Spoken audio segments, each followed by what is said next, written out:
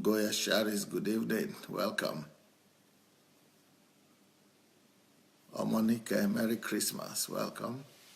Eric Osadolo. Obi Ojimadu.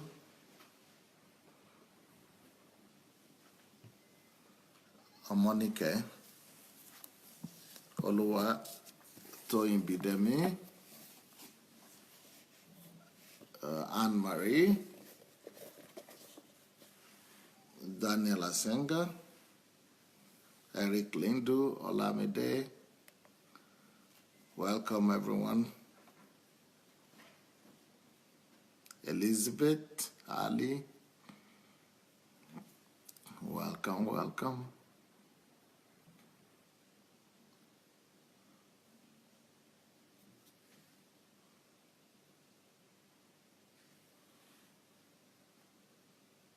Philly Gomez.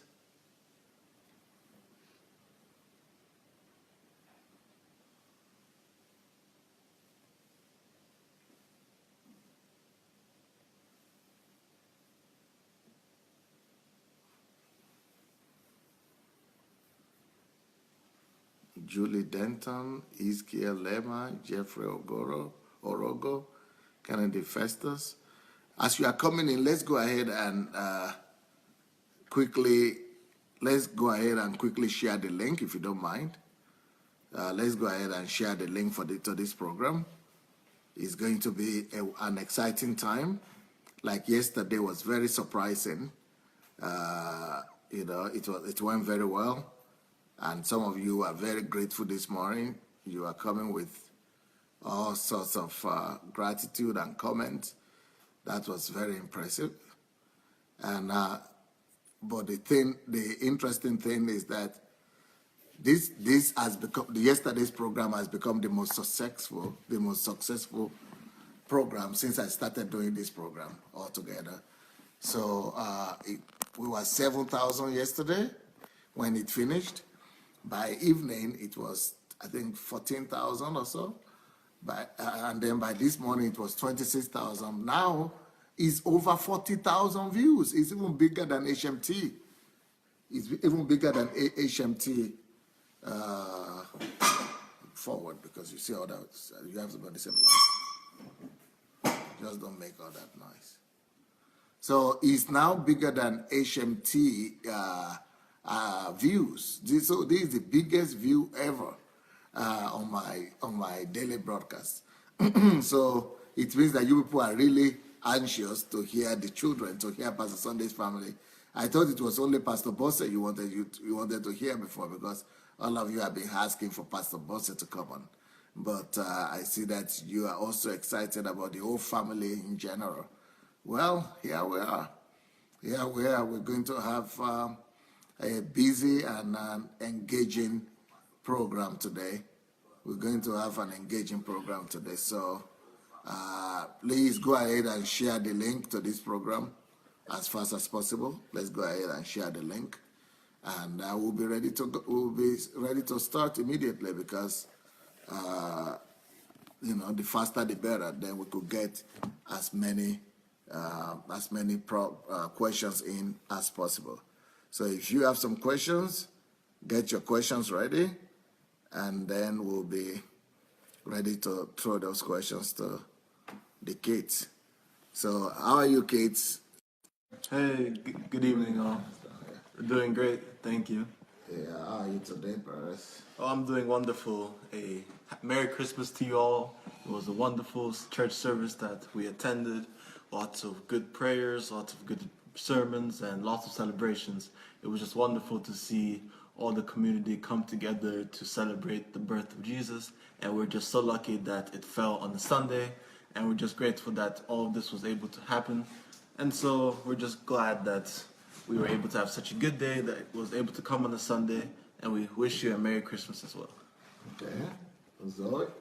Today was a very festive day, very festive Sunday. We had church services on Christmas, and we're really happy that Christmas came on Sunday today, because it's all about Jesus actually. So it helped us even focus even more on being all about Jesus and coming to earth for us. And I'm really good mood and really grateful and really wholesome today. Okay. Yeah, I'm very happy today. It was really a nice day. We went to the English church and the Central Russian Church of the Embassy of God, and there were really good sermons there, and the children did a good and the children did very nice and entertaining demonstrations for us. And at home, I was able to have some free times, eat some Nigerian food, and I'm very glad that Christmas fell on Sunday. It just like doubles the blessing, and I'm very glad that January 1st will also be a Sunday. That makes me happy, and every month that has Sunday as their first day will have Friday as the 13th. So my birthday will fall on a Friday. So I'm glad too. 13th of January. Yeah. Okay, now the next question I have for you guys is that people who were actually asking about your salvation experience. When did you guys save? How did that happen? Do you remember? And how is your relationship with the Lord? Basically, is what people want to know. Well, you could say our salvation story isn't like the most like the classic where you've been out in the world and then you come to Christ with a problem, you come to church and then you get saved. For me at least, I've been in the church my whole life. My parents have been pastors. I've been going to church as long as I can remember, and I've known the Lord as long as I can remember. I've always been praying, I've always been listening, I've always been going to church, listening to sermons, reading about God, etc., etc. But I'd say the earliest recollection or memory I have of like accepting the Lord into my heart, and I guess being old enough to understand what it meant it was when I was 7. So I guess I consider that as when I was adult enough to become serious about like my walk with Christ. So at 7 years old, I gave my life up to Christ. I did the salvation prayer. I repented for my sins, and since then I've been trying to like do the salvation prayer like maybe once every year, once every 2 years, just because it's like almost like a fail-safe. You can't catch like all the sins that you've done sometimes. So I try to like say the prayer every time I have a chance, because at our church during our sermons every Sunday we always call people up for an altar call, and sometimes during them I also participate. I just say the prayer to myself, just because you always want to cleanse your relationship with Christ. And when I was 11, I went to Nigeria for a year, and that was in a non-Christian environment. That was the first time where I was just outside of a Christian community, and that was like the first time where my faith was tested, where it wasn't as if everybody around me was Christian. Not everybody had the same views. We even had Muslims in our school, which I had never experienced in my school because it was a Christian private school as well. So there, where it was tested, and I still came out of it well. My relationship with Christ was still strong, and I'm glad for that. But that would have been like my first time, like it was really tested, because before that I was just living in my Christian community. I wouldn't say I was old enough to really like have major doubts about my religion, or be like debating theologically about what doesn't work with the Bible, what does work. So around 11, that's was my first test, just because everybody didn't see the same way as me. And then in high school, when I was old enough to like be listening to other people's arguments, why they didn't believe in Christ, just debating. And since in school we had different classes like ethics, we learned about theology, etc. So just there, of course, I think everybody questions at a point in their life, but the fact that God has been in my life, my whole life, I've seen His miracles being performed basically on a weekly basis, and it was just impossible for me personally to deny Him.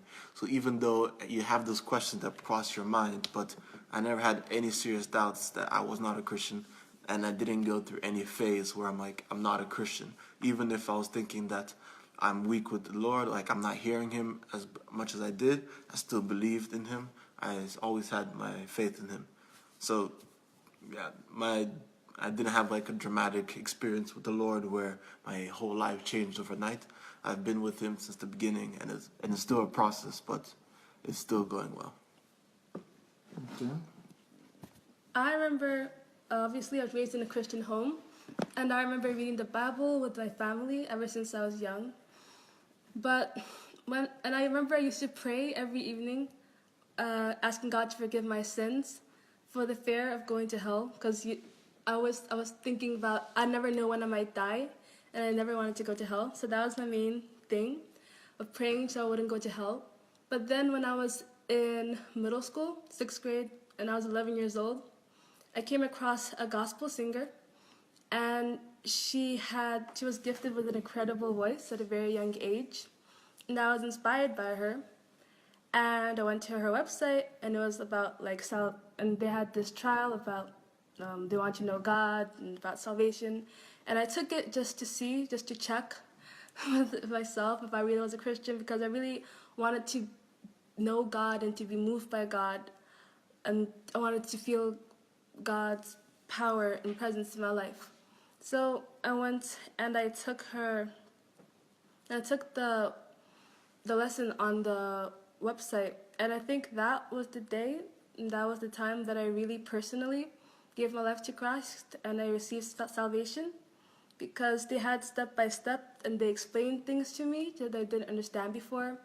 And I think it's really important, and I think it's really amazing how I got born again, and I was brought to it by a singer. And I think that's one reason why I think I'm destined to become a singer when I grow up. Okay. I know that I got saved when I was about 3 years old, I think, but I don't really remember it. And in my childhood, I like the Bible, and I kept certain Bible verses in my head, and I'd pray to God when we were told to pray and stuff. And well, I tried to live by those Bible verses, but other than that, I don't think I had a personal relationship with God. But once in Sunday school, I think, we were just trying to call the Holy Spirit to come down upon us so that everybody could pray in tongues. And then I was really touched by the Holy Spirit, and I think that's probably when my personal relationship with God started. And that was in maybe 4th or 5th grade. But in middle school, I think I had some problems with idols, and I think I kind of pushed God aside, because I liked material pleasure more, and I wanted to be disobedient, and I was pitying myself, and I thought that I shouldn't listen to God because He is the one making me so sad and not answering me. But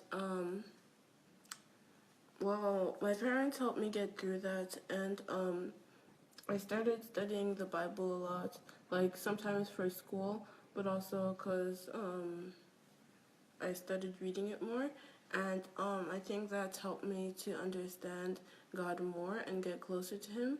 So that's kind of where I am at now.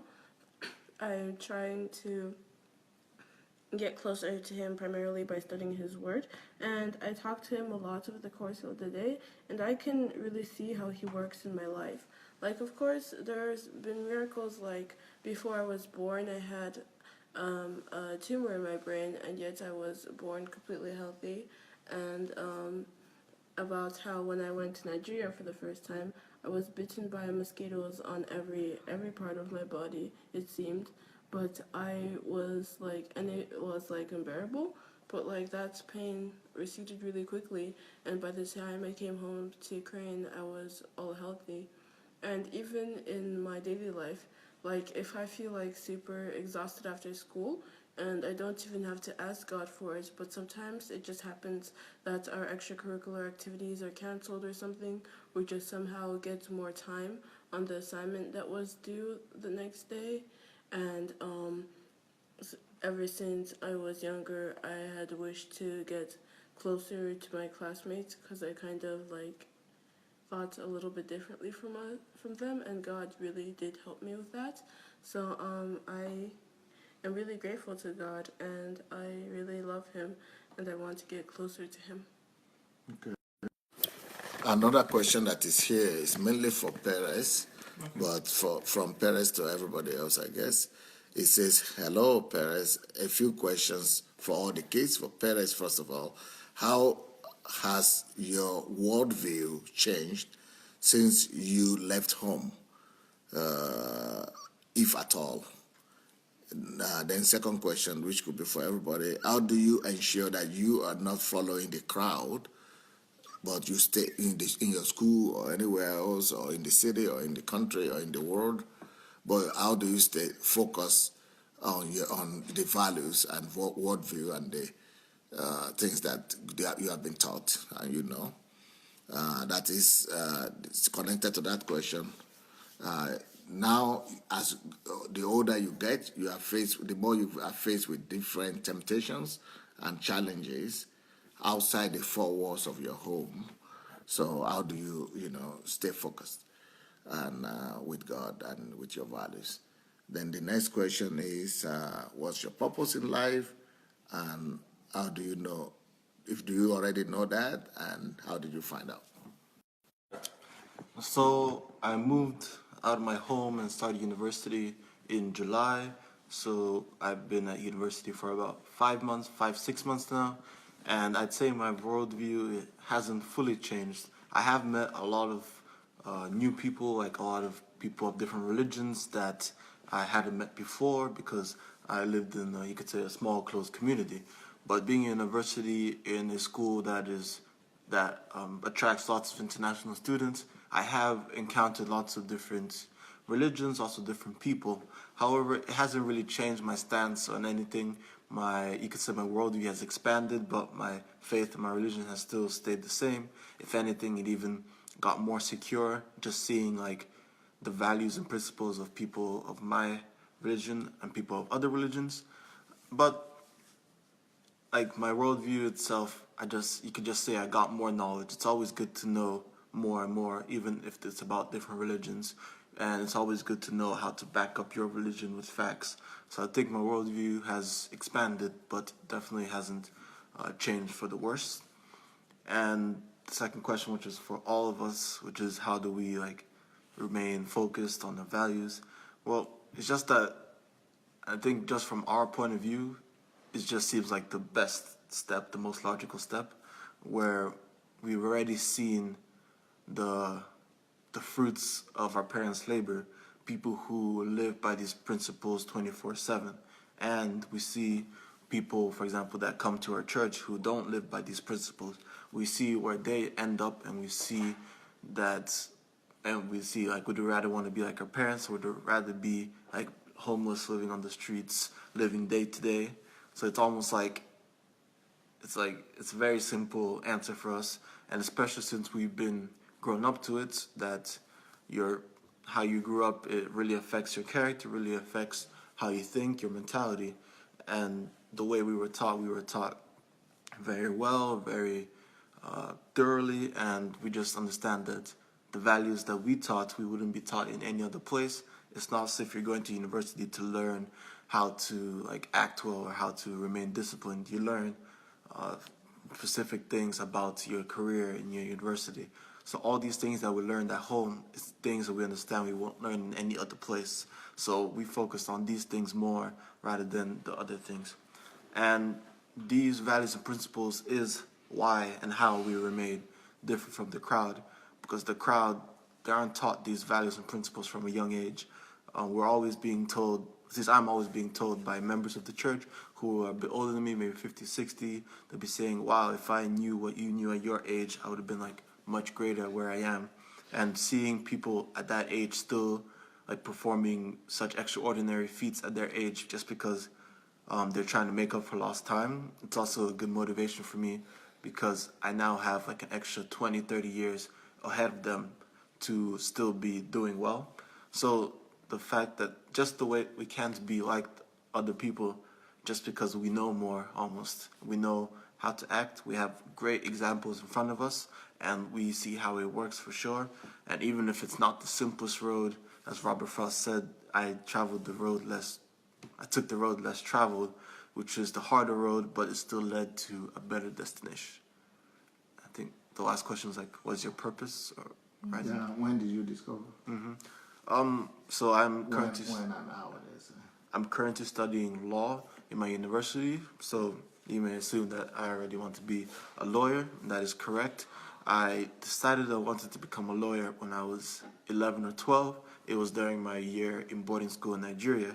I was, as I said earlier, it was the first time I was outside of my Christian community, Christian space, and there I was just able to see more of how the world operates, how, especially if you know Nigeria, it's a lot of like seniority, lots of discipline, not, you could say not lots of justice, but that's just how it is. So being exposed to that area, being exposed to that type of living, I saw that I just decided I wanted to help people. I always like had a big heart, always tried to help people, and just seeing how my parents live, I knew that helping people is a very good thing to do. But as a lawyer, I always felt like I could help people from a legal matter and in the best possible way, because you can always help people like in the church. You can help them with lots of different aspects, but if they're like in trouble with the law, then like you almost have no way of helping them out other than prayer. So of course prayer is important, but so is doing something materialistically. And so I just decided when I was 11 or 12 that I'd become a lawyer. I'd be able to like be a voice for people who can't speak up for themselves. And from then on, I just knew that I'd be studying law wherever. Didn't matter like how long it took or where I'd have to go, that it'd be law that I'd be studying. And I've been studying it for a couple months now. It is difficult, For but what purpose? What's the ultimate goal? The purpose yeah, of that law? yes. And I've been studying for a while. For not a while, just started, and even though it's been difficult, I can see that it's something I'd like to have a future in. And my goal in the end would be so as I graduate, get all my degrees, then eventually I'd be able to create my own law firm. And with this law firm, I'd be able to have a huge influence on the world, and through that influence, I'd be able to be putting Christian values in the law aspect, because it's almost as if how the United States was created. Most of the founding fathers were like Christians. They tried to create their country based on Christian values and principles, and just trying to bring all these values and principles that I was taught as a child, trying to bring them into the law aspect of the world, because it's very easy to see how lawyers, they can go into law school with good intentions, but after all the money they spent, all the time they spent, and all the hard work they spent in law school getting to where they are, when they get to a high level, most of what they think about is money and them being comfortable, and that is very understandable. But I think with the law system, with the principles and value system that I was brought up with, plus being determined to help people, I'd be able to not only be thinking about money and myself, but also be thinking of how to spread all these Christian values that I was brought up with throughout the law, and use my influence in that type of manner. To the society? Yeah, to the society, use my influence on the world, not just like for myself, but like have like a law firm, have branches in different countries, being able to affect it, just like that. Okay. Zoe? You remember the question? Yeah. So about how I stay true to my values with all the temptations that are and difficulties and troubles that are in school. And in the world. And in the world. But I'm going to start with school. Me and my sister, we go to a Christian school, so thankfully there's less of those temptations, and most of us mostly believe in the same thing.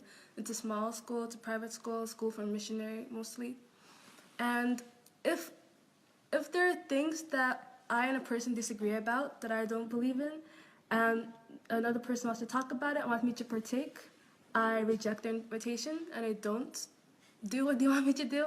I tell them what I believe in, my stance, and I explain to them, and then I leave it there. They can like agree or they can disagree, but I just tell them why, and I don't do or talk about what they want me to do. I usually leave. But like that doesn't really ruin most of my relationships, because we're pretty understanding. And with the world, like in my extracurricular activities, the temptations aren't great there, because I'm mostly focused on sports, the actual sports. But with the people, I don't get too tempted to I don't get too tempted with the people. I don't really have that much of a desire to fit in because I'm pretty confident with myself and my relationship with God, and He is more important to me than other people's opinions. And about my purpose, I think I mentioned this yesterday and today, but I want to be a singer, and if possible, I want to be an actress. I always liked to sing. My dad said I sang before I talked, and I always considered myself to be a very artistic person. But like I said, I started taking it seriously when I was about 11, when I heard a gospel singer. And my goal to be a singer is to encourage people to live right, to live life right, to live life righteously. And I want to be an encouragement because it can be very hard in this world to do things right with all the temptations and all the troubles. And I want to reach out to as many people as possible. Okay. Thank you. Yes, bro. Well, about how we stay true to our values. Well, I'm still in a Christian school, and I haven't left my home for an extended period of time, or like if I have, then I've been like with relatives or friends or with my parents. But like for one thing, I know that I should stay with what my parents teach me. Well, kind of. One thing is that I'm used to it. It has been repeated to me a lot, and like I kind of want to keep obeying. But I also know that it's really a bad idea to be disobedient and try to seek other people's attention and try to like follow your own rules. Because when I did try to do that, it really was just an unpleasant experience. It brought my opinion of myself down and my grades down, and like messed up my priorities, and like it really like changed me, and not in a good way, but in a way that I didn't want to change. And so I kind of know now that it's better to follow God, because in God there is perfection, and when you have God, you really don't need to have human attention, and you really don't need to try and find something to make yourself feel good, or to make yourself feel free, because like God really is amazing, and there's so much you can find out from Him. You could spend your whole lifetime just chasing Him, and that's what I want to do.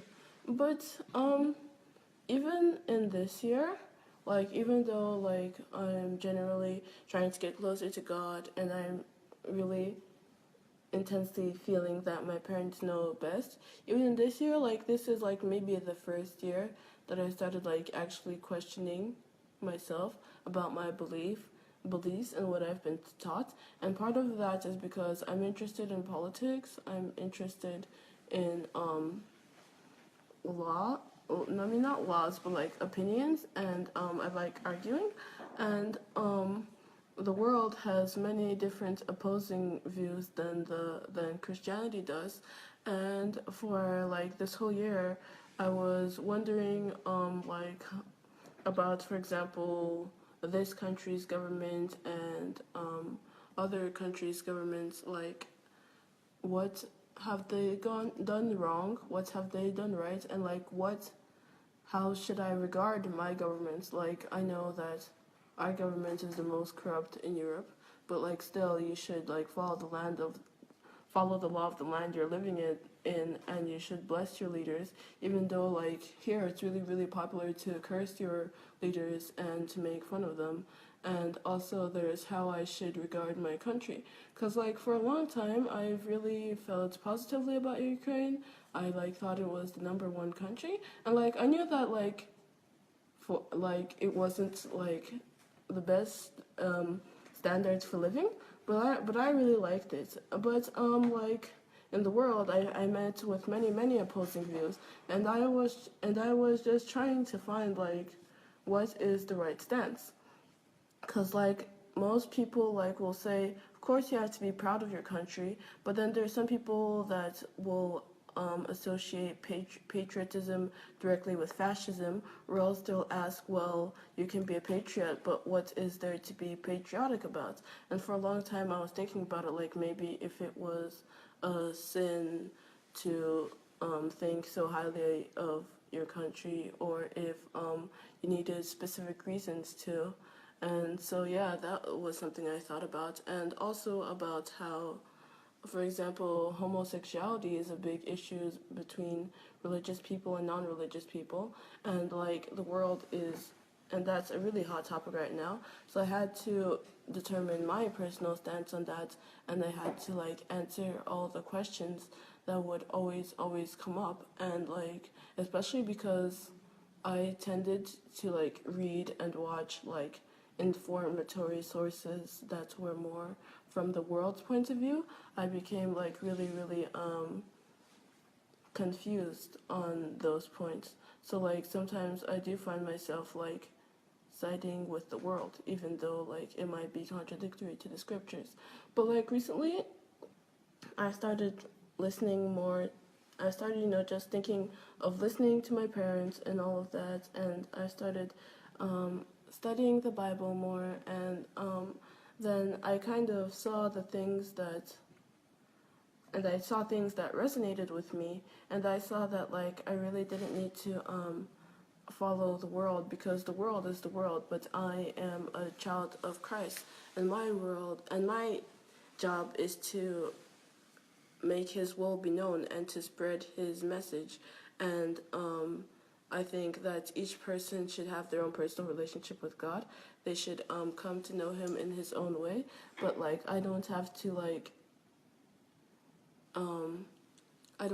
agree with everyone else, because like God created me to worship him and to become closer to him, and that's what I'm gonna do. And so like that's been something that has been bothering me a lot this year, but I think I found an answer. Okay. All right. Now, one more question for you before I do one more thing. Going to be different. I'm going to be doing something different today. That will be a little bit of a surprise for you guys. But one more question that people have asked is some of your value systems that you've been taught. What are the things, the values, the things that you hold important, and what are the things that are important to you, to your life individually? Well, I think I'd be speaking about which ones have been important in my life and which ones I've incorporated at least best during my time away. I think that one proves more which ones have stayed with me more and which ones I value most. So while I've been away from home, I've been in university, I've had my exams, I've had papers, etc., etc. And the values that I could tell that really helped me and like made me like almost different than other people was my focus, my focus, my discipline, and my hard work. Those three, even though they're like almost revolve around each other, those are like my top three of how, because I'm doing law, but I'm doing a minor in business, so I don't have all my classes with the same people. So I'm always having to like run around from campus to campus, from class to class, and I had one more class than all my friends doing law, and I had longer classes than all my friends doing business. So I was like almost stuck between two worlds. And I'm also on the basketball team. We have practices and games in the evenings, and sometimes there are away games, so you have to get ready before. So the fact that I'm able to focus like with my brain, since law and business, it's like almost two completely different facets of the brain that you're using. So the fact that I'm able to focus as equally as much on both parts, where one part it's mathematics, it's high level math, on the other hand it's arguing, it's debating, where I'm able to focus on both really well. That really helped me. And then discipline, being able to just sit down and read for hours and hours, which is pretty important when you're doing law, because you need to know more than what you taught. Lecturers, they teach, but it's not up to them that you understand what they teach. It's up to you. So you need to go back and try to like almost teach yourself, do you understand what you were taught today? If not, I have to read, I have to go on the internet, surf the web, try to understand more. And that only came from discipline. If I didn't have any discipline, then I'd be fairly content with just only going to the lectures and only going to and only understanding what I got straight from the lecture. But that wasn't enough. The discipline aspect, it really helped when I was tired, and especially as I mentioned before with basketball. I had to be disciplined to make sure I'd finish all my work before my practice started, because I knew that if I had to do work after a practice where I would be very tired, or after a game, that my discipline, I knew that I'd just be weaker. So that's just being wiser. So the discipline aspect, it really helped with that. And hard work, where I'm not trying to be just an average student at my university. I'm trying to get the highest grades possible. And in order to do that, you need hard work. You need to do extra studying. You need to be going to the libraries. Thankfully, some libraries at my university are open 24/7, so you're able to be there as much as you need to. But yeah, just being able to focus, to have discipline, and to work hard, those are very important. Another important skill, I guess, or value that I was able to pick up from home was time management. And yesterday, somebody asked us about a schedule, and we outlined how we'd wake up early, go to school, have our extracurriculars, come home, eat, do our homework until we finished, and like maybe watch our favorite TV show, until a kids show, until we go to bed, like shower, etc. And that I found out that really helped me in university, because I was able to plan my day much easier. I was able to see my classes. I was able to plan, okay, maybe in between these two classes I could get some reading done, or maybe before basketball practice I can finish this, so, or maybe after basketball I can cook this. So the fact that I was able to make a schedule quickly, because you don't know your classes before you get there. You get to university, then you see your schedule, etc. The fact that I was able to get my schedule up quickly, I was able to adapt to it. I think that really helped. And just being able to adapt, being flexible to a time schedule really helped as well. Because back during the year, sometimes like extracurriculars would be canceled, it'd be a half day at school, so your plans could change easily, and or there'd be like a big traffic jam, since we live in the capital of Ukraine. So just being able to learn how to be flexible, how to adapt to any changes in university, a class being canceled, a game being moved to a different date, etc., etc. Just those things, being able to have a time schedule yet being flexible, I found out that really helped me. Okay. What are the main value systems, values that you have embraced in your life? They want to make a list of them. Like in our home, there's a great emphasis on productivity, spending all of our time doing something productive. So we make a schedule for the day and plan our day out, what we're going to do with our time, and how much time we're going to spend doing this thing, that thing, developing ourselves, developing our skills and our talents, and the self-development, self-education, looking into things that you want to know more about, looking into things that you don't understand. I also think that helping others and being grateful for things is something else that we learned at home, because we're very privileged and it's very easy to take things that we have for granted. So we help others, help those who help us, to show that we appreciate what they do for us. And a really important value system to me, for me personally, is kindness to people, because we don't know, everybody has their own life and everybody has their own burden, and why add just unnecessary trouble to their lives when you can help them instead of making their lives a little bit harder. Being nice to them, because you don't know what they go through or where they've been. And also being able to listen, for me, because people that always like to talk and they always have something to say, no matter how shy or quiet they seem. And when you listen, you can actually help them, rather than when you talk and just spout your own opinion and talk about yourself. Because everybody likes to talk and everybody wants to talk and everybody wants and desires attention, but you don't always have to have the attention. And talking to others also when you need help. And talking to people who can actually help you, not just to people who want the answers, who want to know stuff. Talking to close friends, talking to family, and talking to some adults. A value system that is, like I said, to show thankfulness, show gratefulness, and show appreciation, and setting time aside for God, because we won't be anything without Him. He is our everything, and He is like the center of our lives. And being goal oriented. The reason we plan our days is because every day is a week, and a week is a month, and a month is a year, and years are lives. And our lives have to be moving somewhere towards a goal, towards a mission, towards a vision.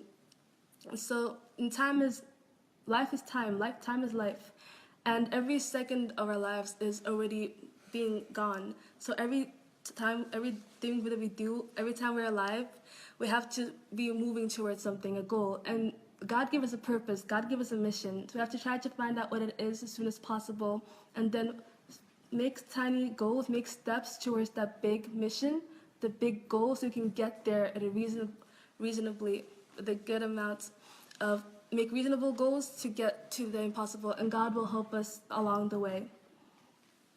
And also, never being too busy to help others, because we can't do anything on our own. Okay, that's all. Yeah. Right. Thank you. I think that one of the most important values that has been stressed in our home is work before play, priorities in general. But like, we take the hard way first and work before play. Those are things that have been repeated to us a lot, and I think that really helps in our daily lives and how we live our life and how we perceive the life around the world around us.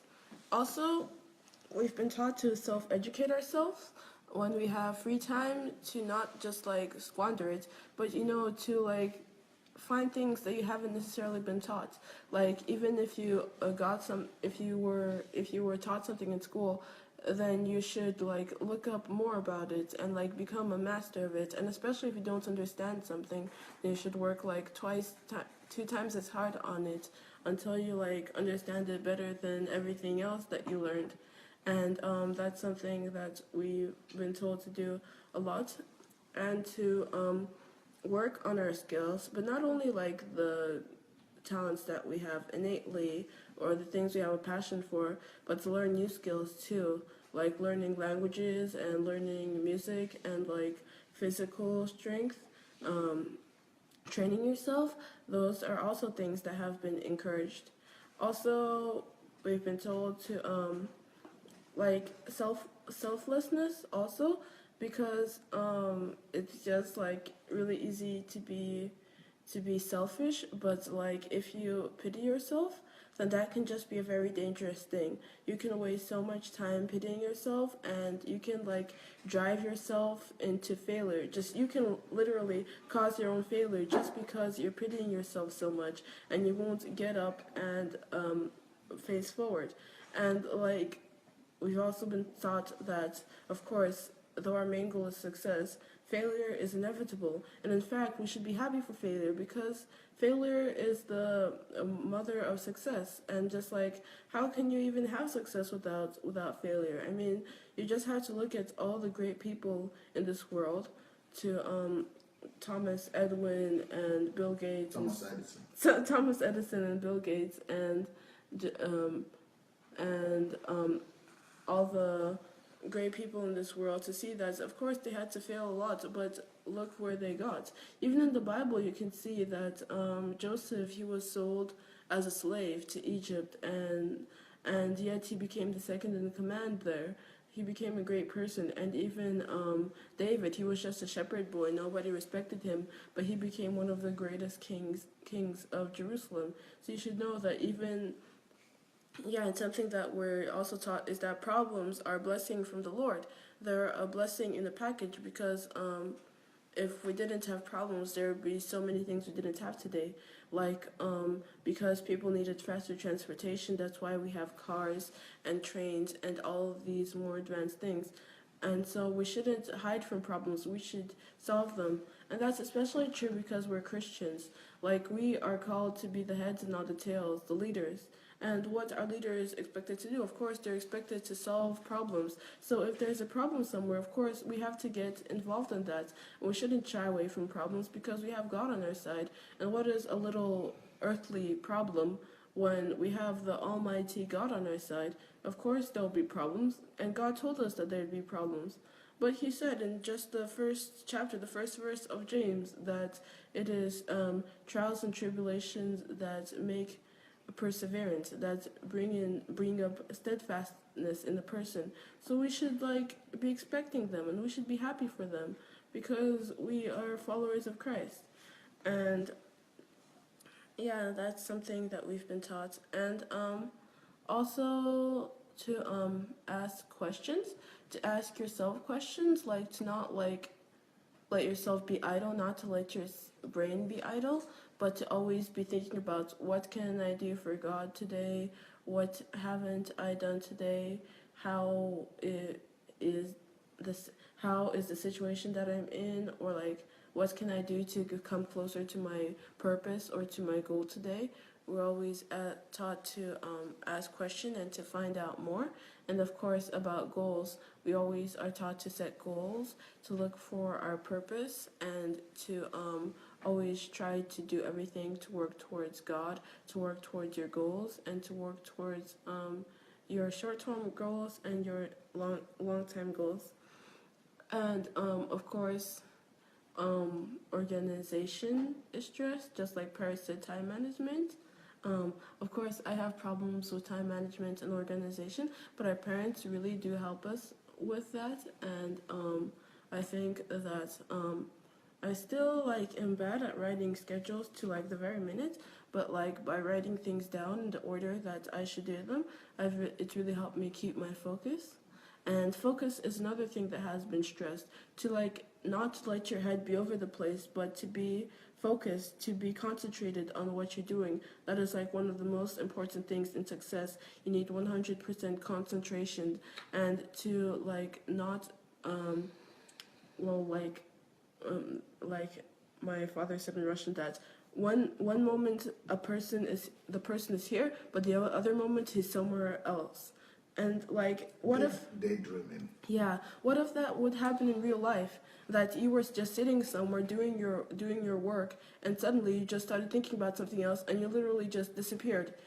Just think about it. Would you ever finish your work? Would you ever be successful? But it's basically the same thing when you're daydreaming, because if you're writing a very explicit essay about the future of the economy, if you start daydreaming about penguins or something, what good will come of that? How will it help you write that? So yeah, we're taught to have good concentration and good focus, and to keep on being persistent. Yeah, we have to keep on being persistent.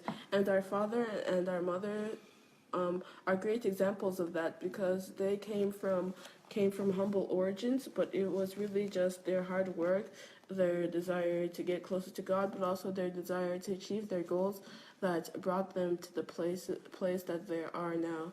And yeah, also obedience is stressed, of course, because sometimes we want to follow our own things, but just like the Bible says, obedience is better than sacrifice. We have to love the Lord as we love ourselves, and as it says in Deuteronomy, you love the Lord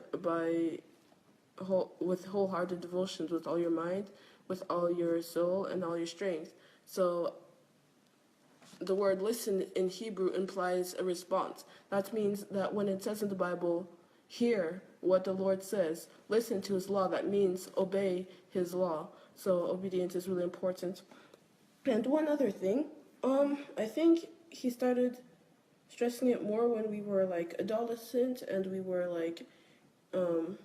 starting to think about issues that we might have, is that you don't have to get ahead of yourself. Of course, you have to be thinking as for the kingdom of God, and that heaven is in front of you. But how in the world, there's a big culture of romanticism, of falling in love as fast as you can, and finding happiness and like having a great, big, and happy family. But like we have to know that if we're just thinking about, oh, I want to find such a pretty boy, I want to find such a pretty prince for me, then like that won't bring us closer to our purpose at all. It will just distract us. And like I'm just 13 years old. Like what am I doing thinking about marriage or thinking about having children? I have to be focused on school right now. So that's something that God taught, that dad taught us too, that we should like focus on what we have to do right now and not think about things that don't concern us yet. Brilliant, brilliant. You remembered a lot of brothers. Wonderful, wonderful. Well, I have a surprise for everybody now. And, I'm sure that you'll be wondering, is it possible for us to have Pastor Bosse here and to answer some questions? Is that something that you people would like? Anybody would like us to invite Pastor Bosse at this time so as to be able to, ask us some questions? So if you are interested in that, I could try to arrange that. And because I'm sure you might have some questions for her, but I would say that most of the credit here is going to Pastor Bosse. Like I said, I just have to be here and provide the infrastructure or provide the environment. But most of the work that has been done on this case have been done by Pastor Bosse, really. My own work was to make sure that from 3 years old, they definitely don't remember, but from 3 years old, I started working on each and every one of them. Between 3 and 12, I work with every one of them. Some, with Perez, it was more than 12, but with most of them, between 3 and 12, I was working with their value system. But thank God also that I was here in Ukraine, thanks to all these my challenges. So all those years that I missed with Perez when he was that age, because I was traveling a lot, I was able to recoup them when I was not traveling the last few years. So he was able to be there with the sisters, and I was working with all of them.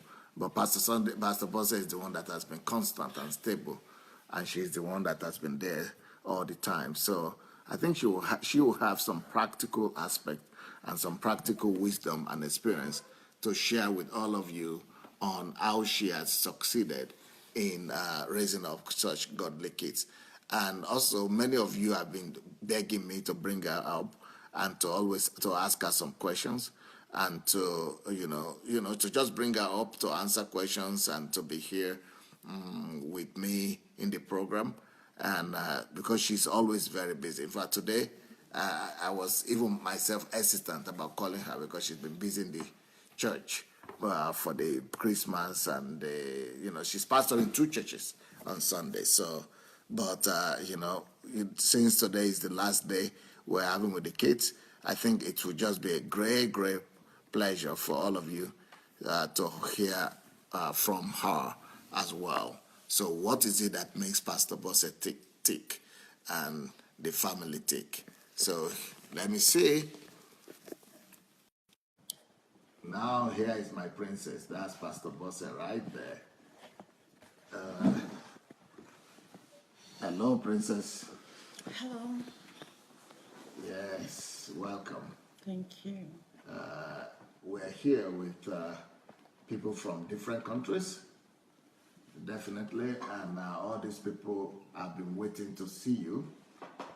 This week I was talking about bringing up, becoming heroes to your children, really, and bringing up godly children, how to become heroes to your children. So could you please help us out answering questions, because people were so impressed yesterday with the responses that the children gave, and this I've had my greatest views, Facebook live views with them since yesterday. We've hit over 40,000 views, since they came on yesterday, just in 24 hours. So, so people are interested in this topic. That's the point. And please, Princess, here, go ahead and share with the people some of the principles that have helped these kids to become who they have become. Hello, everybody. Merry Christmas. I wish you more peace, joy, because that's the main message of Christmas. That's the main message of Christ. And going straight to the point, even before then, I want to thank you guys for taking your time watching all this live broadcast. And we hope that this way we're able to contribute something meaningful to your life. So going to the topic we are treating tonight, how to become a hero to your children.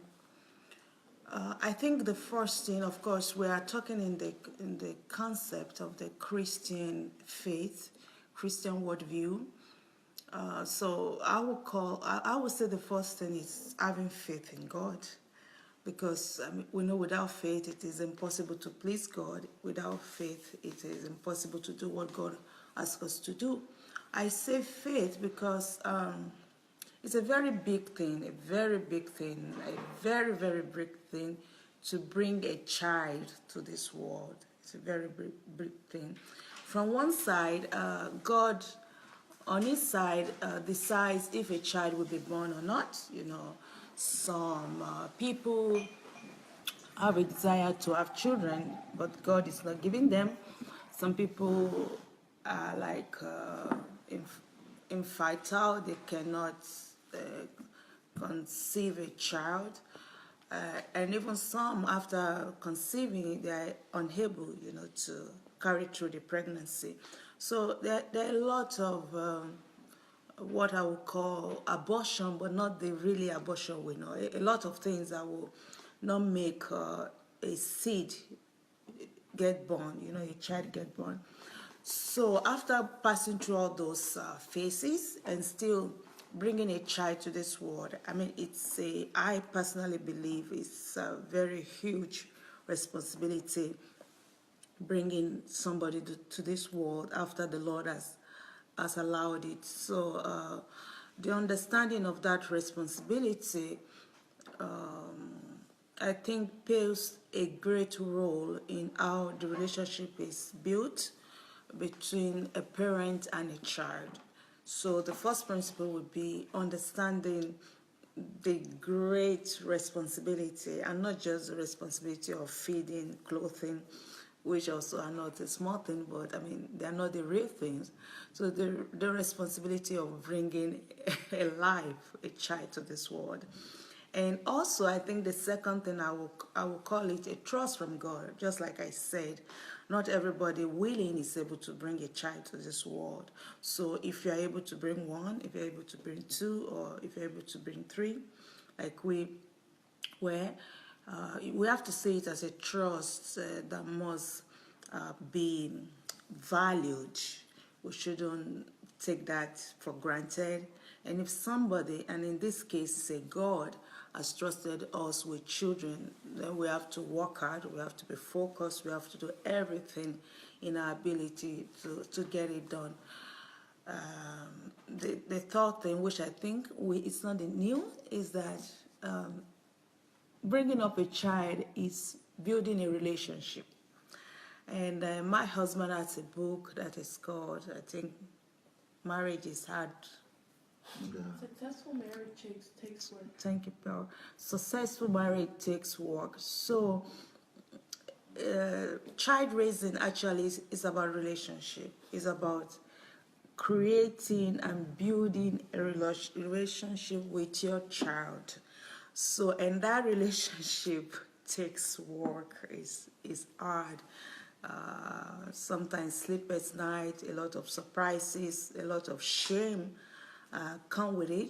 But if you know where you are going, and if you understand purpose, if you understand responsibility, if you understand trust, then you are able to stay through it until you start reaping the fruit of your labor. So I really want to stay back. I don't want to stay and talk about building a relationship with your child, because all this child raising, training a child, all this big thing that our world is suffering from. Of course, I don't want to take any great credit for myself. I want to thank God that has helped me. I want to thank God that has given me the wisdom. But this is what I realized from my experience, that the secret to becoming a hero to your children, the secret of raising good children is understanding that child raising is a relationship. It's just like going into marriage. You know, a newborn, a new life, and you have to start building relationship with that child.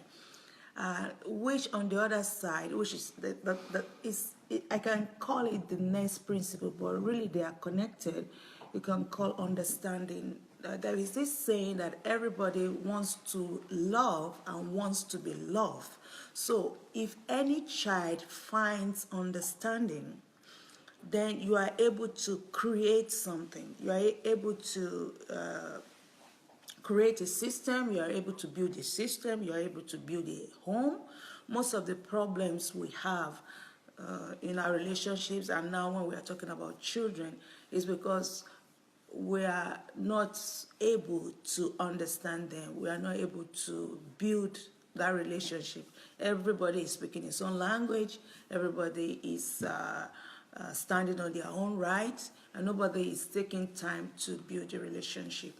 So I think our approach to raising our children will change if we understand that it's not this, oh, I have to raise these children, oh, we are living in the end time, I just pray that God will keep these children for me.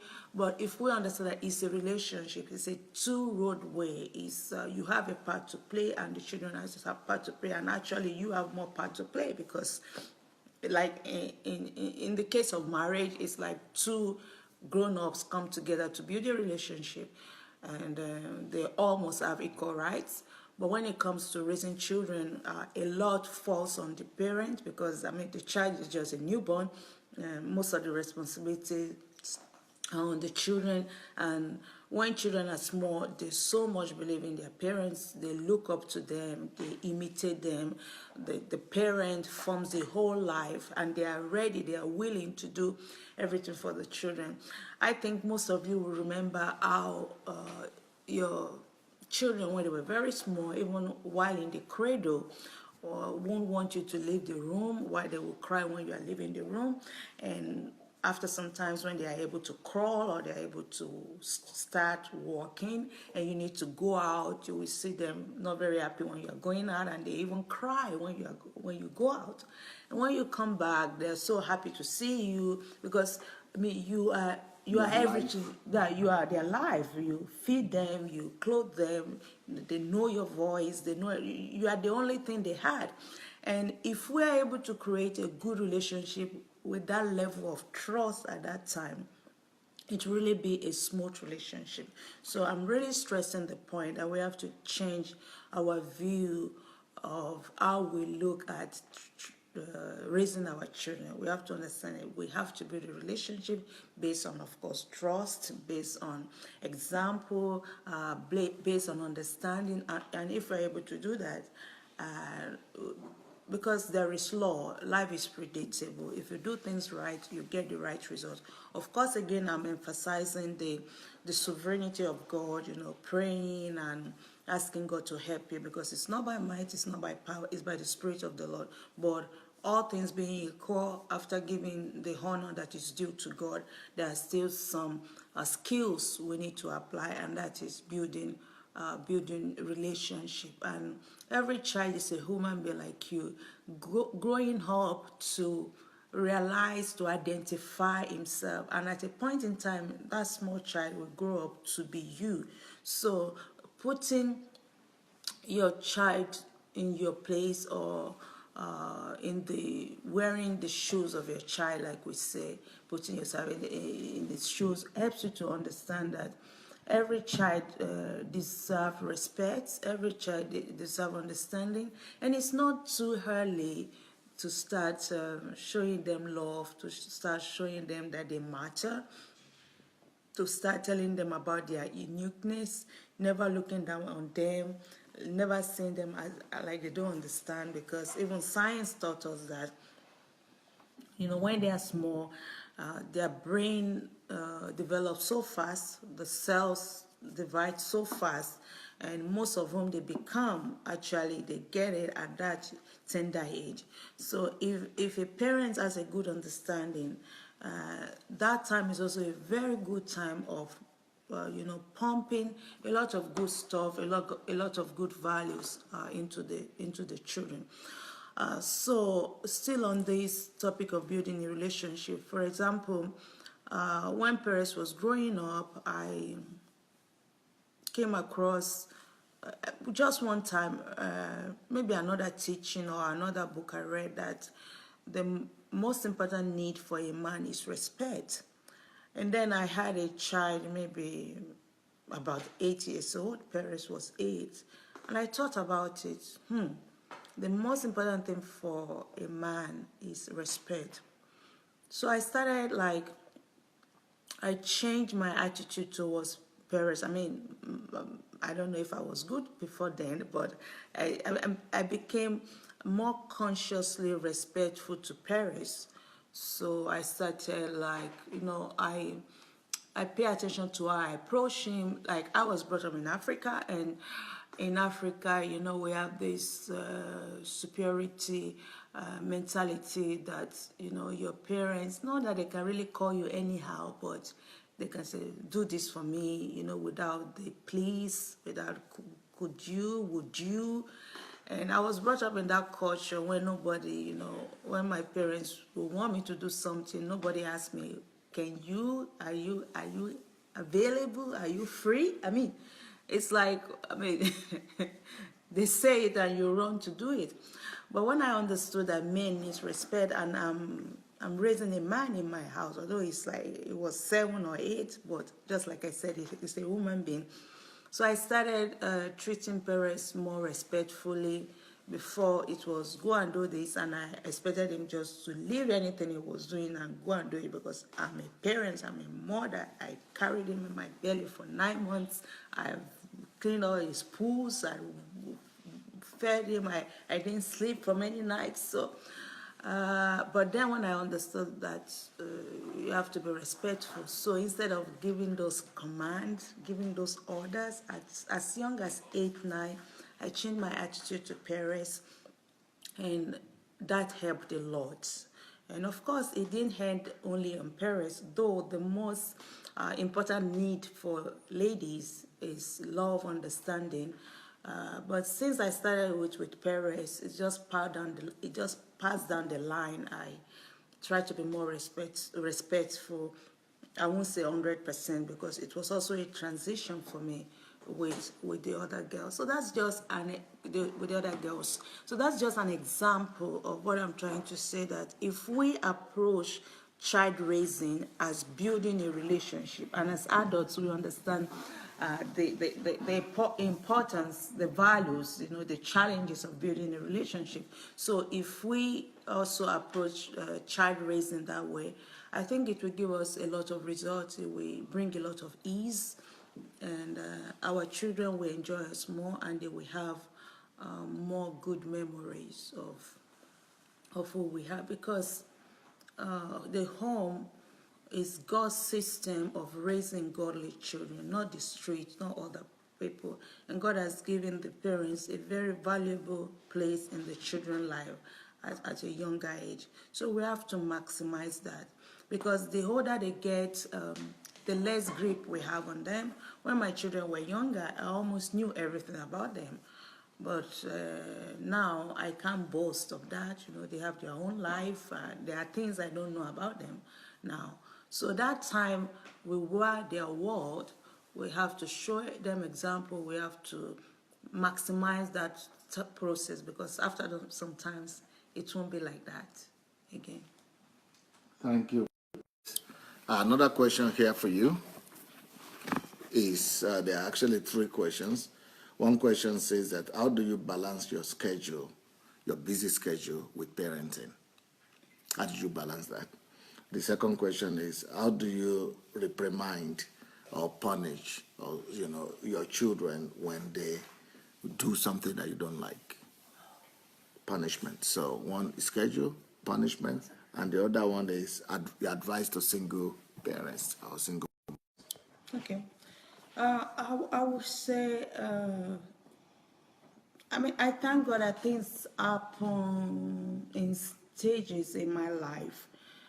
I'm lucky, and when I give consultation to aspirants in marriage or to new families, I always tell the husbands or both of them to try to save enough before having children, so that if it's possible, when they start having children, the mother will have a flexible regime at work and even an extended leave, maternal leave. I was able to balance parenting, number one, because I wasn't as busy in ministry when I was raising my children. I had time at the beginning to raise my children. I wasn't working. I was just serving in the church. So I didn't have is it 9 to 5 work or 8 to 5 work? Although, I had some time in school. Okay, after I had my children, I was almost free to be at home. So that really helped. That received the burden of, having to wake up in the morning, go to work, find a place to dump your child and get the child after work and stuff like that. So that helped me. And I like I said, I wasn't into ministry like I am now. So ministry, the roles I took in the church and in the ministry, they came at a later time, and they came state by state. But still, okay, if we come to the fact, I'm still parenting and parenting. You're still busy. Yeah, I'm still busy. I'm only happy that my children are not very small now. It's a great advantage because they are more independent now. Because when they were smaller, you have to plan everything, you have to see to everything. But they can do a lot of things now. So I'm happy for that.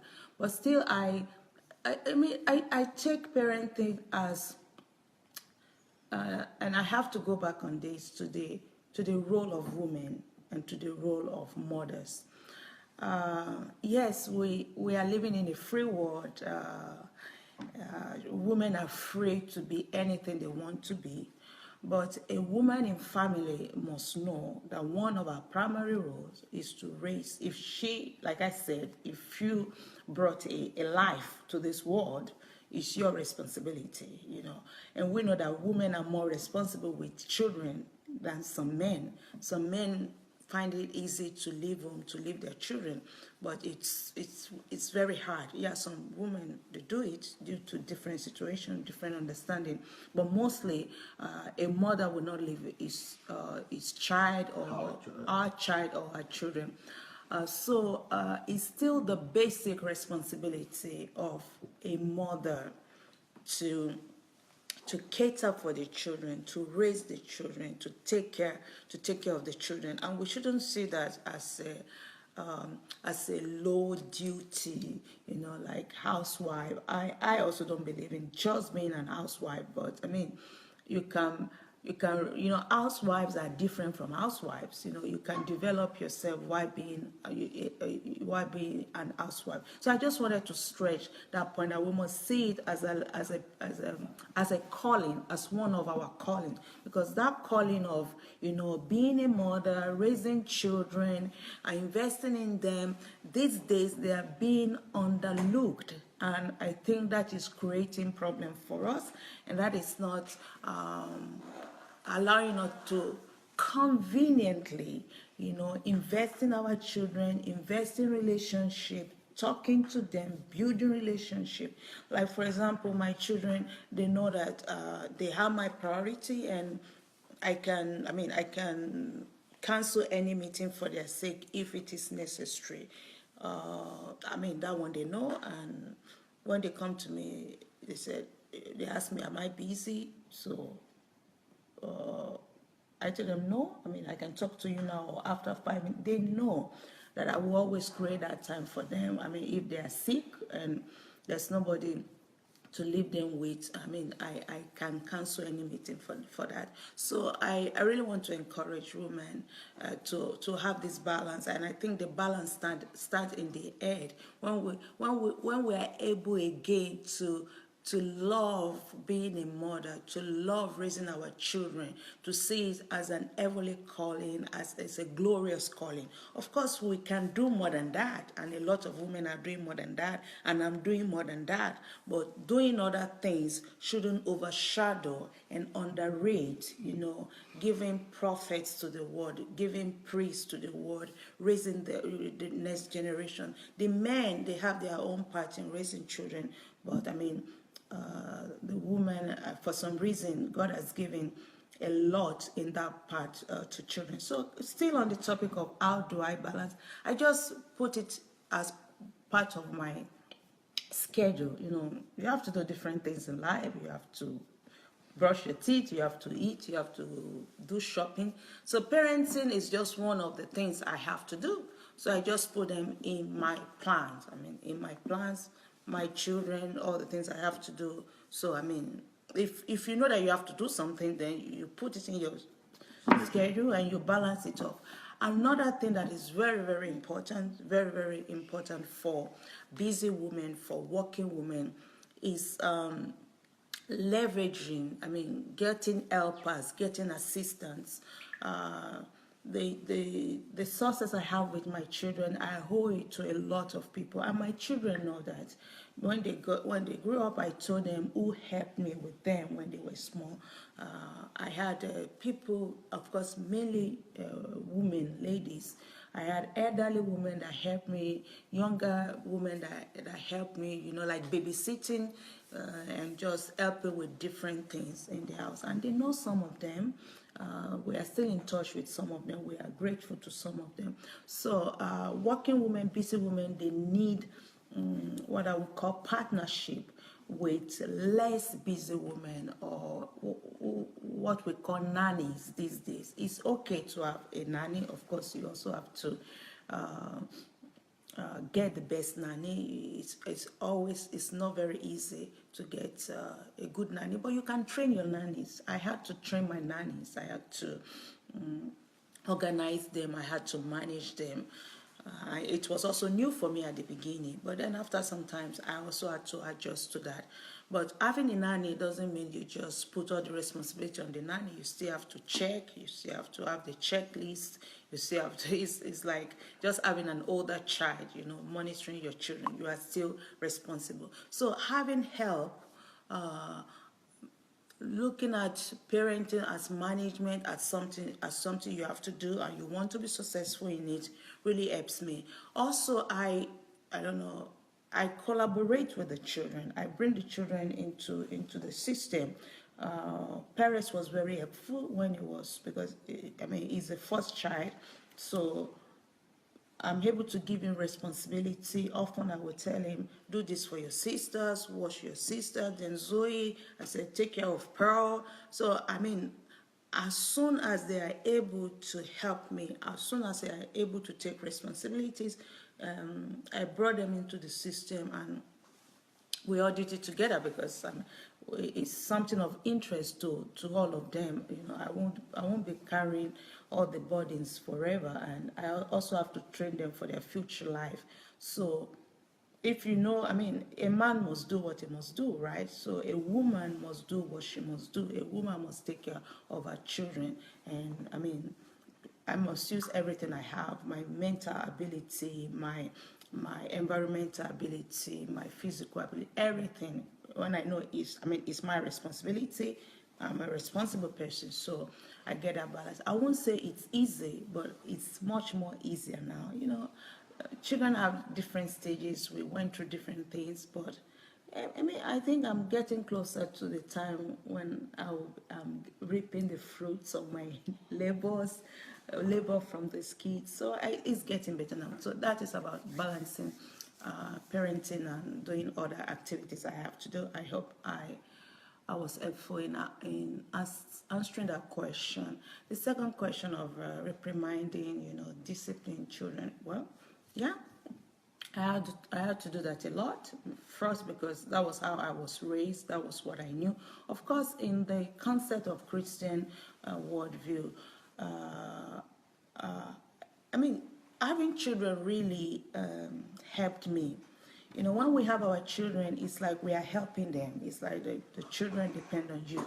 But really, God has a way of working in two ways. That as you are raising these children, you are also raising yourself. You are also changing. So the children brought a lot of good things into my life.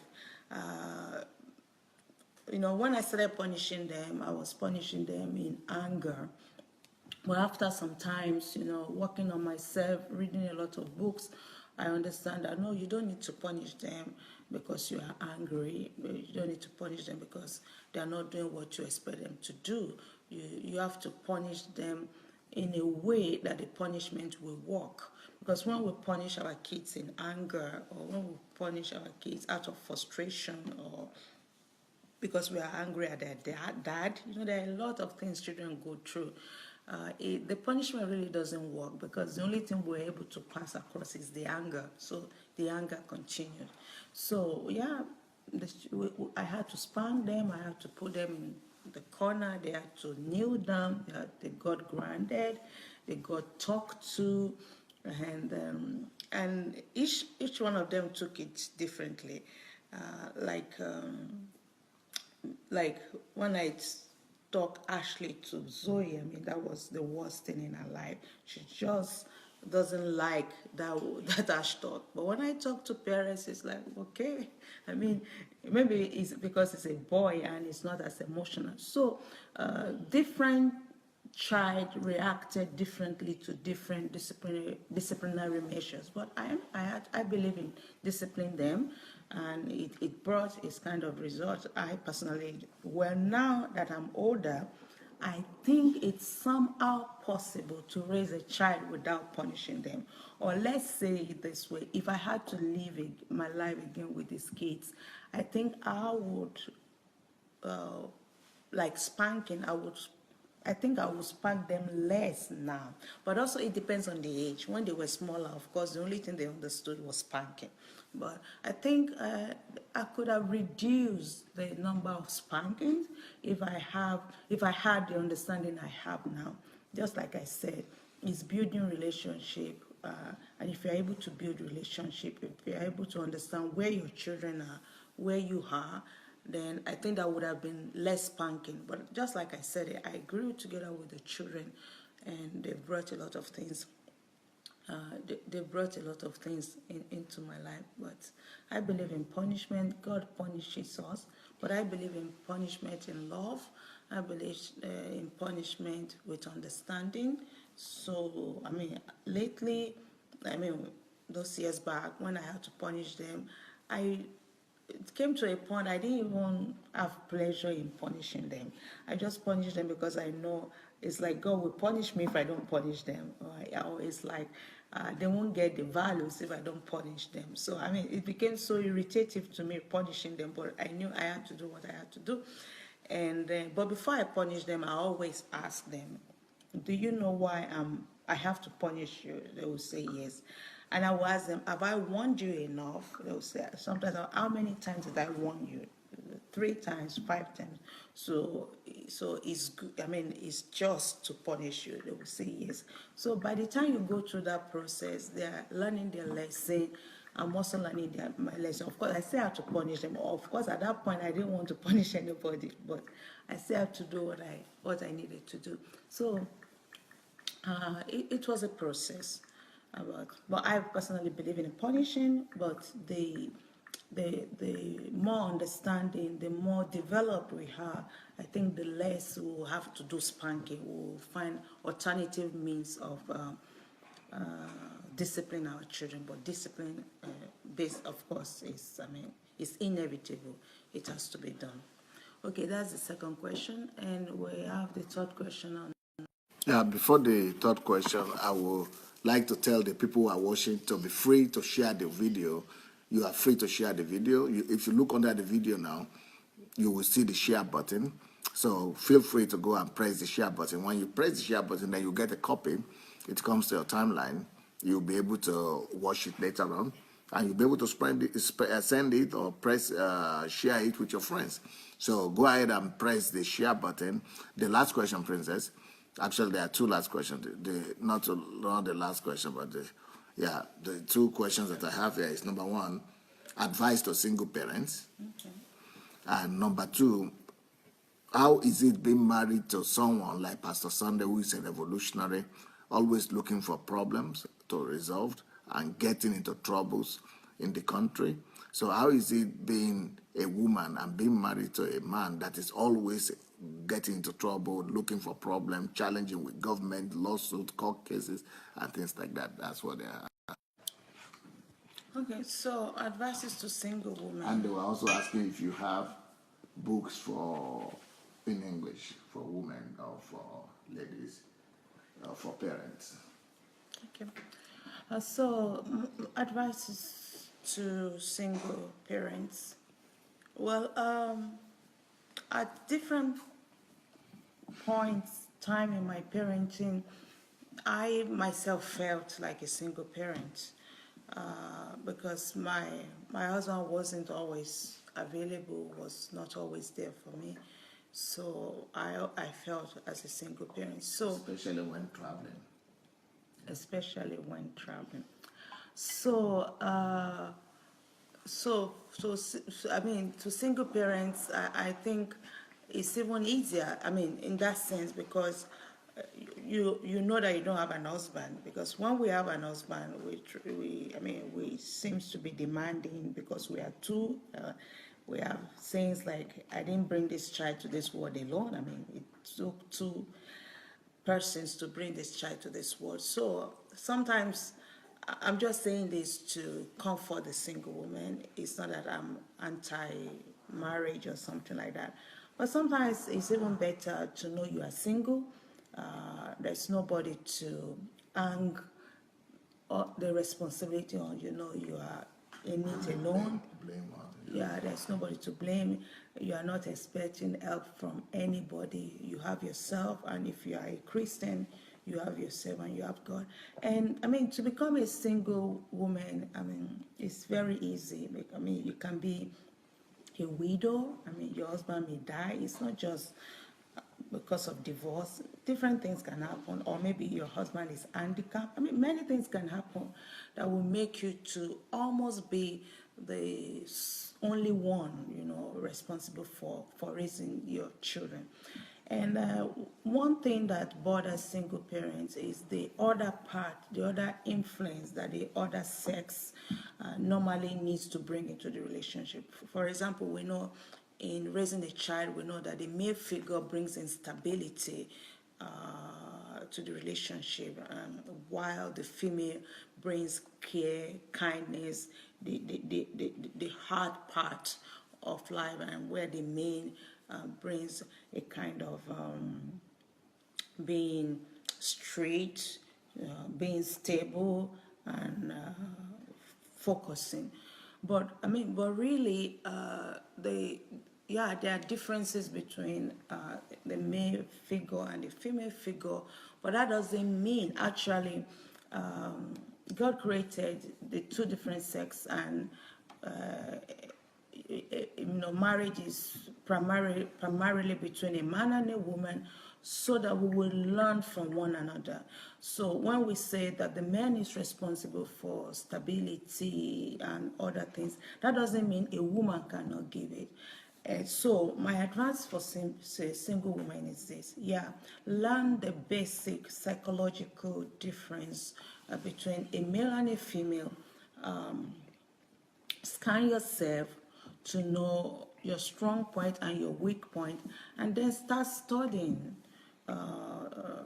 in order to get and bring into yourself those qualities you need to bring into your relationship with your children. I mean, there are a lot of good history. History has proved it. A lot of great people raised by single women. I mean, they just had to incorporate. They just had to become. Just like our our body is created in such a way that if one organ is lacking, you have backup organs. So as a female, you can still, bring into the relationship what a male figure will easily bring, but you have to learn it. So the most important thing is for you to know your child, build a relationship, read books, know all the things that are needed, and try to do it yourself. If you can't do it yourself, another advice is to find a reliable male figure, maybe a good Christian, brother in the church, or your uncle, or just a good, reliable, trustworthy person. Then your child might have a session with that, or your child might be going to a family, a full-fledged family where there's the husband and wife, and also visit them, be with them from time to time, so that he will have a taste, or your child will have a taste of what it is like to have a father and to have a mother in the family. But God has a plan for your life. We shouldn't try to find excuses in where we find ourselves in life. We have to be bold, we have to be strong. God is on our side, and God is always a God that uses the little things to confront the big things, or uses the small people to confront the big people, or the unwise things of this earth to confront the wise things. So it doesn't matter what you have, just bring what you have to the Lord. Try your best, and God that created that child, God that formed that child from your womb, will see the child through. You will not always be there for your child anyway. You will have to live at a point in time. So just do your best, and then give the rest to God. So I think that's what I would say about the topic of raising children in this case. But the other question is a little bit out of context. It's not the question of what it is to be married to. Yes. It's a little bit out of context. Of the topic we are treating. So I don't know if we should treat that, or we should stick to the topic we are dealing with. Yeah, because they are asking. Maybe I'm sure they will be interested in that answer, since they are asking. Okay. So if I got it right, the person was asking my experience in having What does it mean to be married? like an irregular, having an irregular husband, in the sense that not an average husband, a different husband. Okay, it is like sweet sour experience. I think it would be unfair to say it is very difficult. It disrupted my life, because actually I wanted to have a normal husband. I've always anticipated a good, normal, easy flow life. But we don't always get what we want, because we didn't choose our calling. God chose our calling. And I'm sure I didn't run in front of God. I'm sure that in every stage of my life, God has led me. So in marrying Pastor Sunday, there are just too many proof to show that it wasn't my thing, but it was really God's will for us to be married. And we are two different personalities, and that was really very disturbing for me at the beginning. But then at a point when I started understanding more of psychology, when I started understanding that people are just different, and when I know that you can't really change a person, that reduce the pressure of feeling uncomfortable with some of Pastor Sunday's moves, with some of Pastor Sunday's opinions, ideas. Also, living with Pastor Sunday has really helped me to understand the other side of life. That people are different, and you have to allow people to be people You don't need to live your life carrying the burden of other people or trying to restrict people. Of course, you can give advice, but people will always do what they want to do because that is their calling. That at least that is what they feel they want to do at that time. Also, being married to Pastor Sunday has really helped me, and I don't think, just like I said, that raising the kids has contributed something great to my life. It's the same thing coming in touch with Pastor Sunday and being closer to him than most people has really, affected my life, has really, changed my life, because you cannot have it only bad with a person. Everybody has their pluses, every person have their minuses. So I don't think, for example, I don't think I would be in ministry now if I hadn't come so close, or I'm not part of the Embassy of God Church, because I'm this person that I just want to be average. I just want to go to church. I want to sit at the back seat. I don't want to be on the stage. And not knowing that God has put a lot in me, and I have a voice, I can help people. So Pastor Sunday helped me to bring out, that potential in me, because I never thought I could be a leader. I didn't even want to be a pastor. So so I give God the credit, but that was done through Pastor Sunday in me. Then when you talk about, it was rough, just like I told you, I wanted to have an easy life. Then when you have a husband on the other side, what you call a causing, revolution, revival, changing things. But after some time, just like I said, I'm not his creator, I'm not his God. And if he says that is what God wants from him, who am I to say, okay, that's not what God wants from you? The only thing that is clear is that everybody must take responsibility for for the calling of God, upon his life. So basically, it has changed me. It has given me a better understanding of psychology, better understanding of people.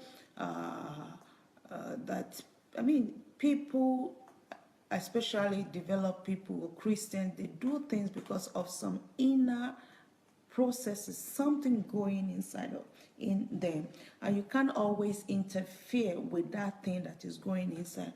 Second, regardless of the differences, there are a lot of good. You can always get something good from even people who are different from you, but still you have to deal with them. Also, having a husband, as Pastor Sunday, has also given me a lot of exposure. My word would have been thinner without him, but because of his worldview, because of his scope, because of his understanding, and some of that has rubbed on me. Initially, I was very emotional about some things. I was angry. I thought it brought a lot of inconvenience, a lot of shame to me.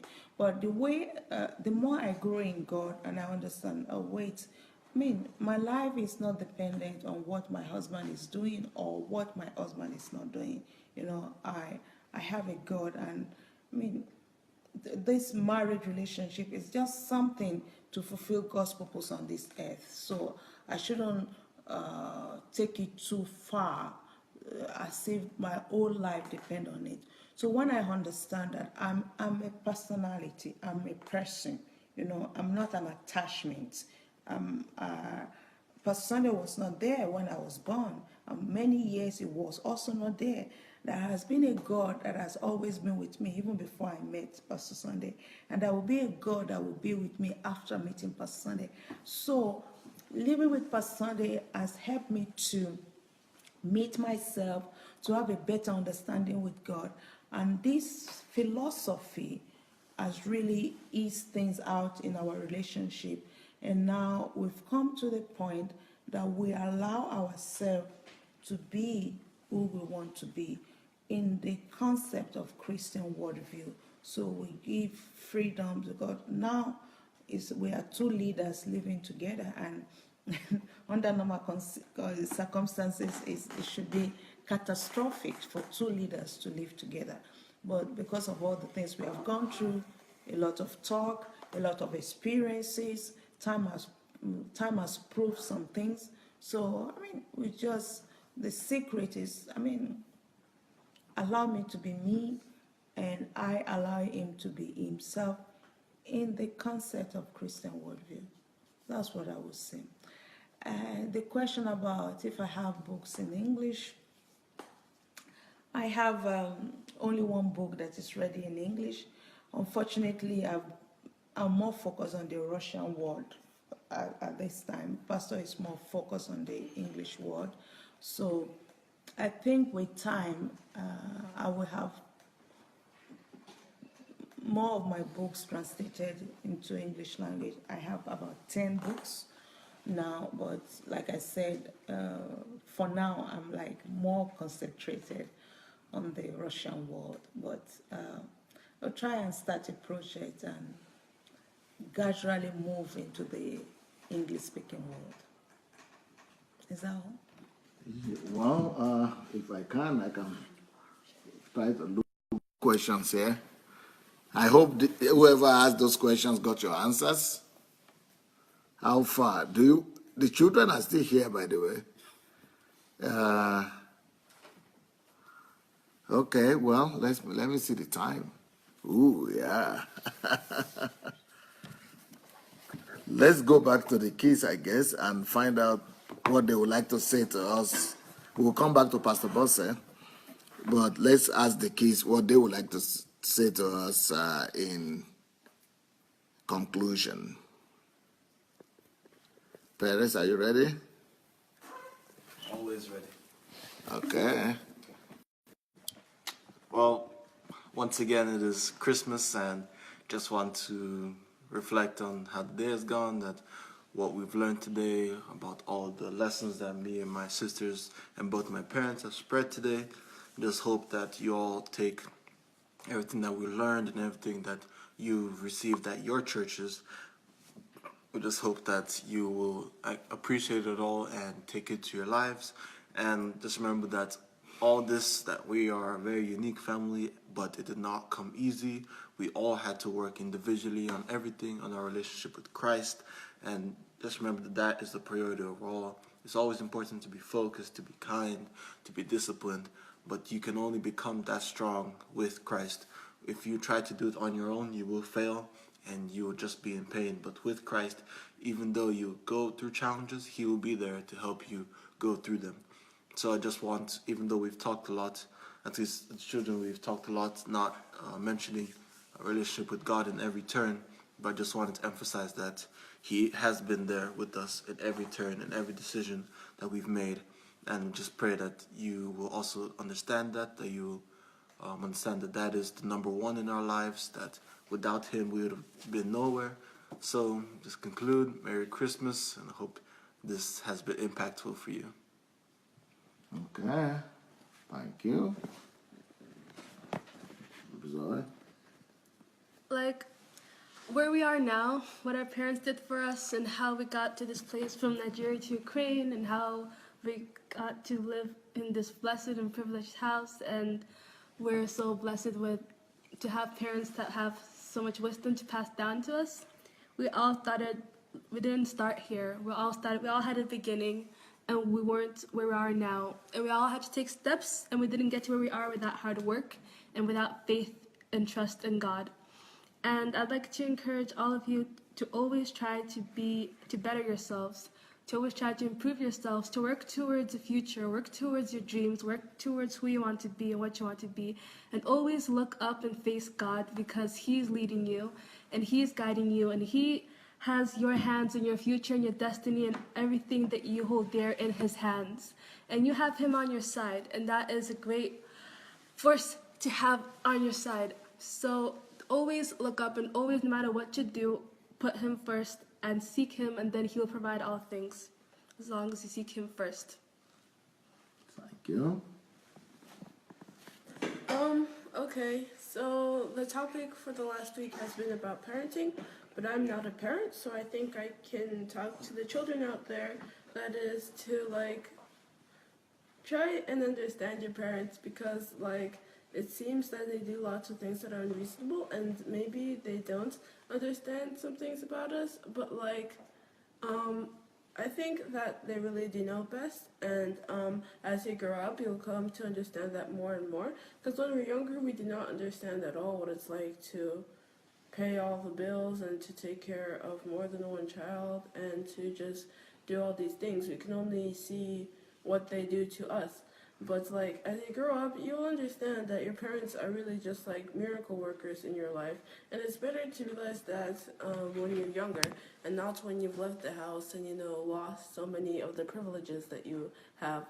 And so like even when you're talking to your parents, like it's easy to take them for granted, but always remember you have to put others before yourself. That is a rule that applies in everything, not only in living a fulfilled human life, but also in the English language. It's always someone else and then I. God and then I. And your parents and then I. Because our parents are an authority given to us by God, and we should respect it. And I think that we should like analyze our lives. We should like just like try and look over your day, like try and see what are the things you spend the most time on, and like kind of try, and if you spend like too much time entertaining yourself or things that will prove like worthless in the end, then like maybe you should try and replace them with like more educational things and stuff. And like it's really like it seems pretty hard to enjoy things like washing the dishes, practicing for some music recital, or practicing for sports and all that. But like if you realize that you have to do it because God tells us to do our best, and because our parents have done so much for us, and because like in the end it will be so much better to have practiced for that recital instead of embarrassing yourself in front of everyone, then you can just then you just have to sit down and do it. And like by the time you've gotten into it, you really won't feel all that reluctance that you felt from the beginning, because it really is satisfying to have learned a song and to be able to play it prettily. And after you've stretched a lot and done it a lot, it isn't that hard to do a split or to do a few pull-ups. And like it's not as bad as you make it out to be. And usually, even when you're washing the dishes, you just start singing a song or thinking about something else, and like it turns out not to be as bad, and you are done with the dishes in no time, even though it looked like a lot. And like Agatha Christie, the queen of crime, that is, she was an author that wrote so many mystery novels. She even said that the best time to think up of a murder mystery is when you're doing the dishes, and that was just because she didn't like the dishes. So like even if you don't like to do something, you can just turn it into a good thing. And like you should always be taking steps to get closer to your purpose or to find your purpose. So just like think about that in your day, because like you have lots of time in your day, and you should just be trying to use every day to the fullest. And maybe these are some things, and maybe there's something that is more applying to adults than children, but like we have lots of problems in this world, but like if you have just one problem in your on your street or in your society, then try and be the first one to get your hands on it. Just grab the bull by the horns, like they say in Russian, and because you can do that in Christ's names, but also you can do that to prevent more things like this from popping up, and to train discipline in you, and to just become a person that is going forth and just initiating things and not waiting for things to come to them, because that is how all the apostles that we admire so much worked. They didn't wait for people to come to the church to them. No, they went out and they added 3,000 to the church in one day, 1,000 to the church in one day, this many Gentiles to the church in one day. they didn't really sit around though, only just to fast or to get closer to God.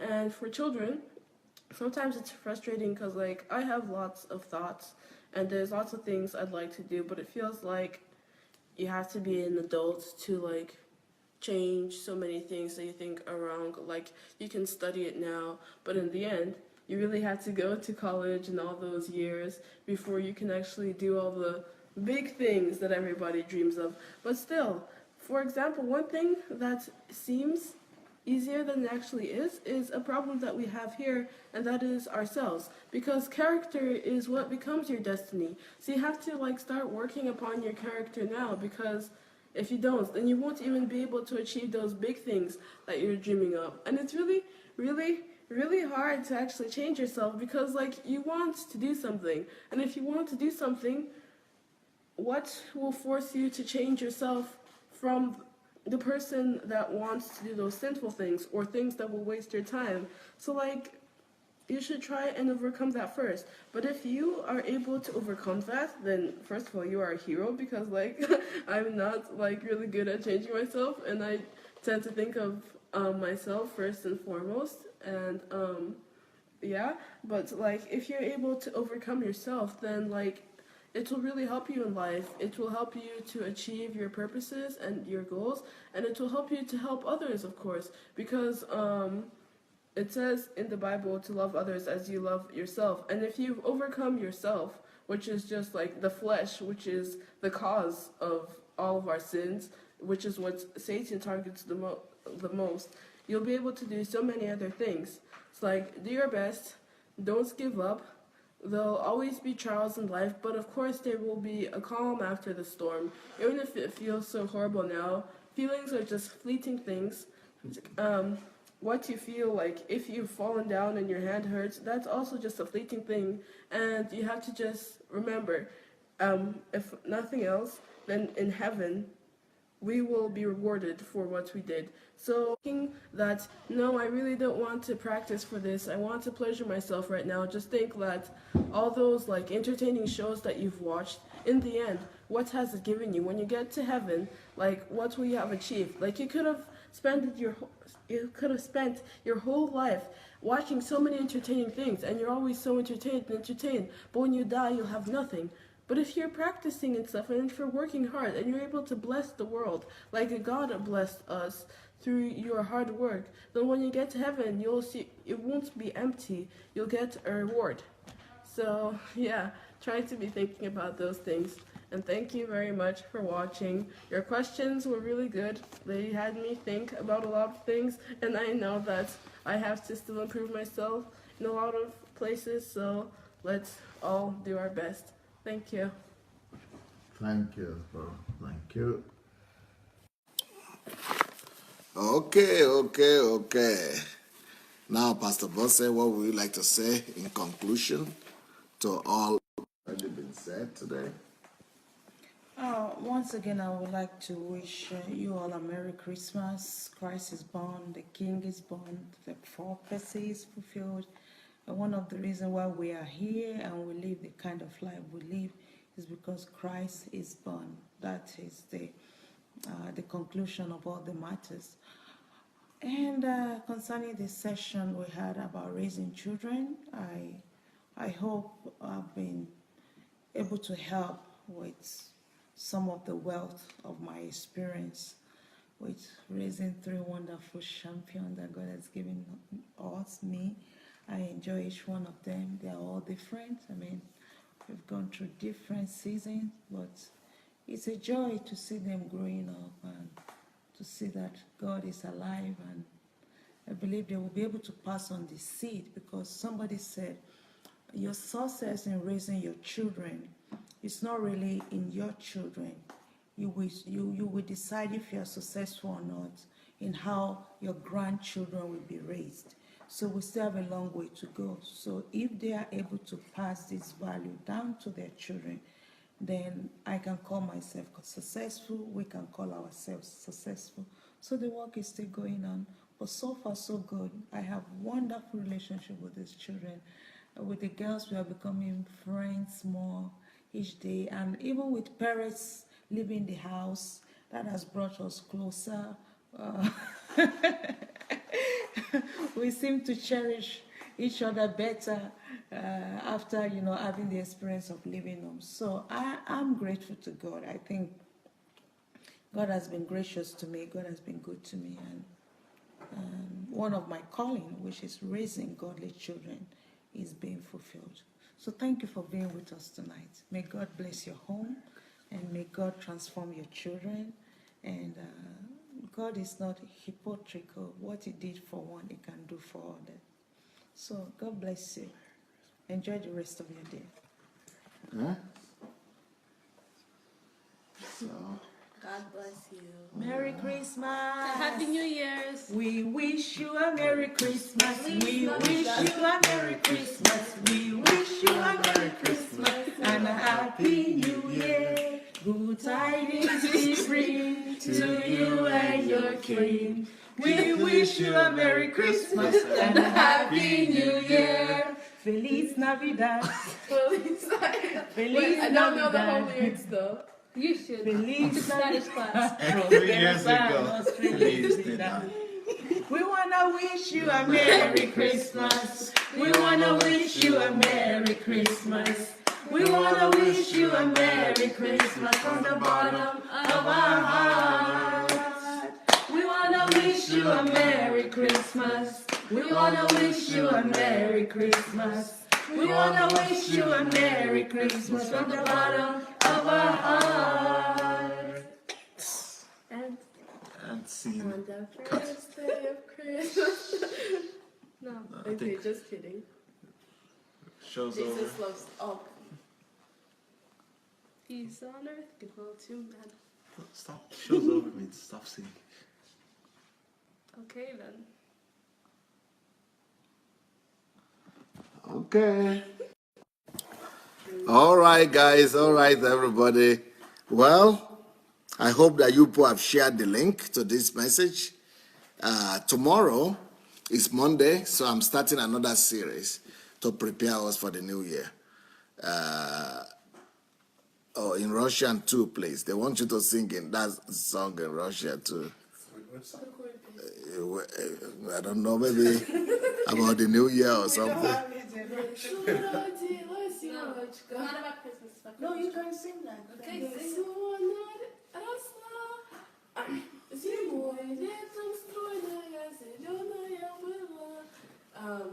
That's it. Not all of you know it. Anyway, so if you have not yet shared the link, please go ahead and share the link to this program. And I'm sure a lot of people will be blessed by it. I'm very curious actually to find out if the view for this program will be as great as those ones of yesterday. It will be very interesting. So if you have not yet shared the link, please go ahead and do that. And let's see how this one goes. Yesterday's program is already about going to 45,000 views since yesterday. 45,000 views. So that's a lot. We've never had it so big, at least not here on this platform for me. So we'll be happy to see how this one goes. So let's go and share the link. And tomorrow I'll be starting another series, like I said, on